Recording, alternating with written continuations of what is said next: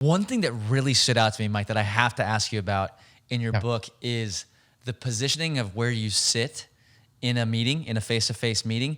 And it really stood out to me because I started at a company called Ace, and they trained us in meetings to always have our backs to the windows in the meeting, because you're gonna be distracted if you're looking out the window all the time. But I like your philosophy so much better. Can you break down where a person should sit at a table? I love that you're asking that, Pat. No one ever asked that. I mean, it's a tiny little piece in one section of the chapter on sales calls. And I'm very intentional about this because of the message it sends. My theory is, let me say this first.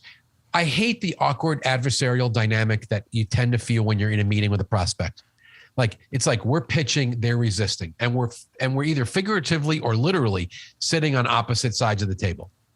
So my coaching when it comes to where we sit physically is I'm trying to break down that barrier. I don't want that adversarial dynamic. We're not warring parties, like negotiating a peace deal. We want to come across as that we're their partner. We're there to consult with them and work with them, not present at them.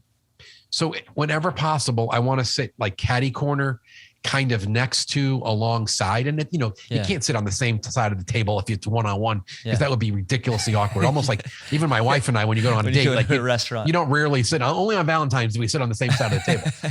I was thinking about that. When I was reading through it, I was like, it is funny seeing couples that sit on the same side of the table when they're at dinner. But could we at least sit like a 90-degree angle? Right. Like on the corner of the table. So there's the table isn't between us at the same level. Because what I'm trying to communicate is I'm here to help you.